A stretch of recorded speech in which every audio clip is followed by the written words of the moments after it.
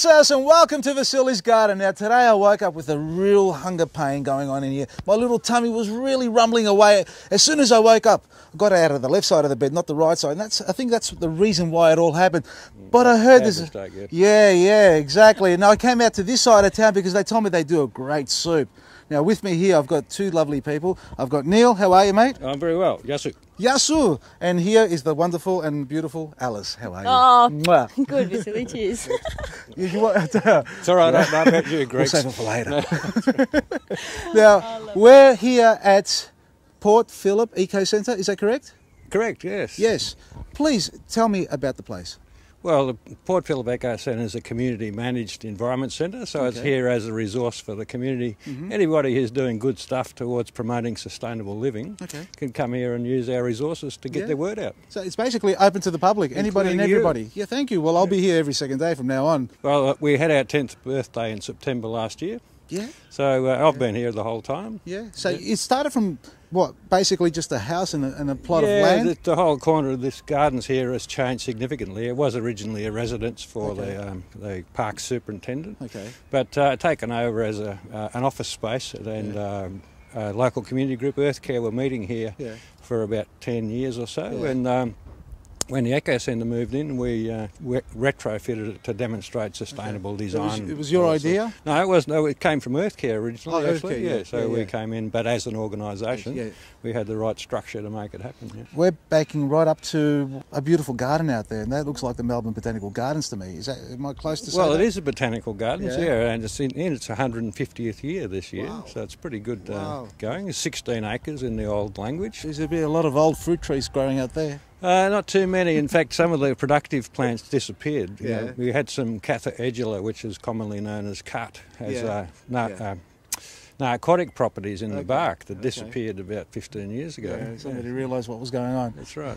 I got to know Neil in December and kind of... Yeah, fairly recent. Yeah, fairly recently. Yeah, just moved to Melbourne then and got involved with the Eco Centre through another project that I was doing, but he soon discovered that I had a love for food and cooking and things like that, and so we got together and thought up this a good way of trying to get people involved with cooking fresh local produce. From the garden to the kitchen is what you're saying? That's right, yeah. And the idea is for them to bring it down and we have a look what we have on hand. Yeah. And we produce, whatever's in suited. Season. Exactly. Whatever's growing in season. Right. So today we've got predominantly pumpkin, carrot, root vegetable and ginger soup, a lovely onion and garlic parsley bread, and a grapefruit and lemon delicious pudding. Wow, very 3-course. Oh, folks. Yeah, that's right. You're not invited here. Sit back and enjoy. It's working here, I tell you. I can imagine, yeah. Alice, what are you doing? Well, Vasili, I'm trying to find the best radish to put in the soup that we're making. And that's a good one there for me too. Okay. Let's go. Let's go. We're making soup. We've just come in, folks, from the garden now. We've got some people here preparing. Your name? Kieran. Kieran, what are you doing here?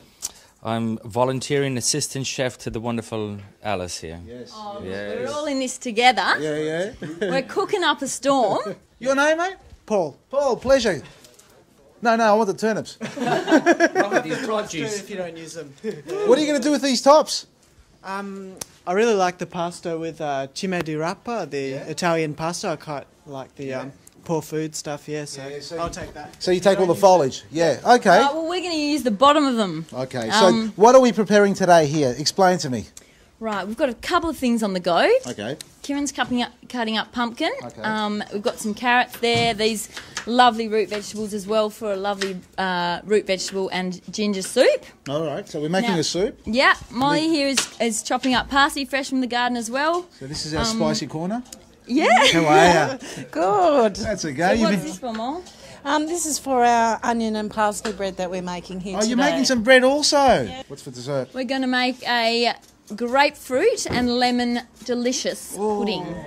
The whole background behind what we're doing here is to fossilise foods. So the program is called Fossilising Foods. You were saying that, I know. It's not about actually getting the food and shoving it in the ground and trying to preserve it and dig it up about 100 years later.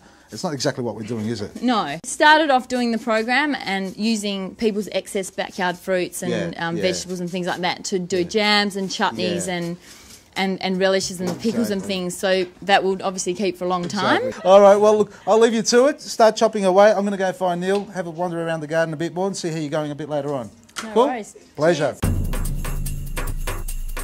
What are you looking at, mate? I'm just checking the sun switched on. That gives us all our heat, all of our light in the building today. You can see through the glass. We've got all of this whole north face of the building in winter time. It's opened right up so that we get plenty of natural light. That's fantastic. Yep.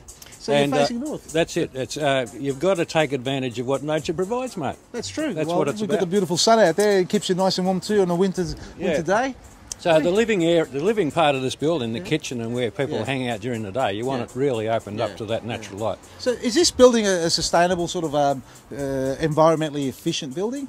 Well, it's probably the best one that I'm aware of, actually. Yeah, we put quite a bit of work in creating what was a 1-star rated energy efficient building up to 5-star rating, yes. You're kidding. So what have you done to it? Well, part of it was opening up this face here. We've got the kitchen in here. The ladies are busily cooking away along with Kieran. We've got solar panels up on the Check roof it out. here. So, have a look at. So we generate our own electricity. What we don't generate, we buy green power from the grid.